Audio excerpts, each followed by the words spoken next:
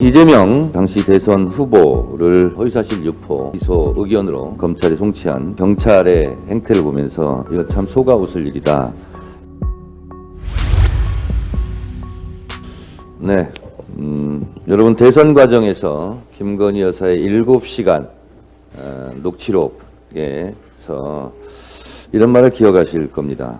권력이라는 게 잡으면 우리가 안 시켜도 알아서 경찰들이 입건한다. 이런 말이 여러분 기억나실 겁니다. 이재명 당시 대선 후보를 허위사실 유포 기소 의견으로 검찰에 송치한 경찰의 행태를 보면서 이거 참 속아 웃을 일이다 이렇게 생각합니다. 사건의 내용은 매우 간단합니다.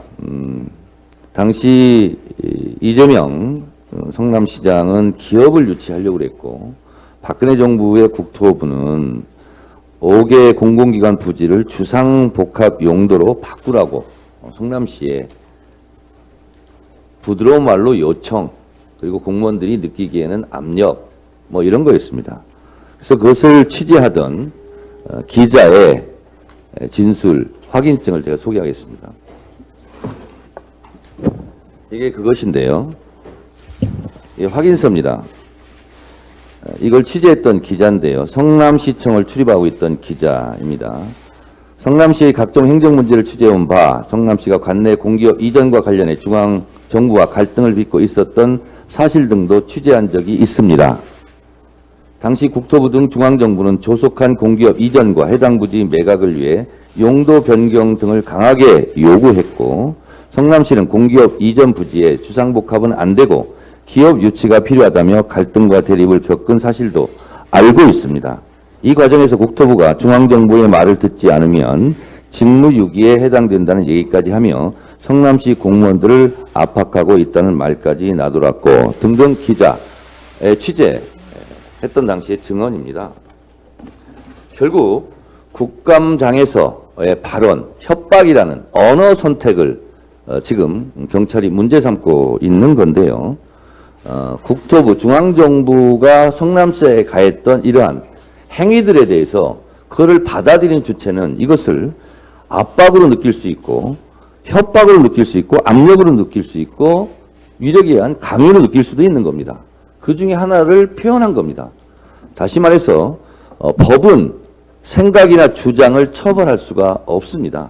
그리고 이와 유사한 사건은 이미 경기도지사 선거 시절 TV토론에서 한 것에 대해서 대법원은 무죄라고 이미 판례를 내린 바가 있습니다. 그런데 윤석열 대통령 같은 경우는 후보 시절에 예를 들면 이런 겁니다. 대장동 사건의 몸통은 이재명이다.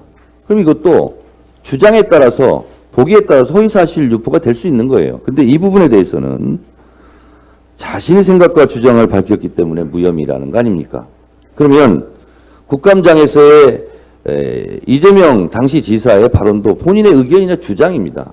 이거를 무리하게 기소 의견으로 송치했다는 것은 그래서 제가 속아 웃을 일이다 이렇게 생각을 하는 것이고요. 그런 면에서 하나 또 본다면 대선 당시 김건희 여사의 학력 위조 논란 사건에 대해서 당시 윤석열 후보는 뭘 잘못했는지 몰라서 사과하지 못한다. 논란을 야기하게 된 것 그 자체만으로도 사과한다.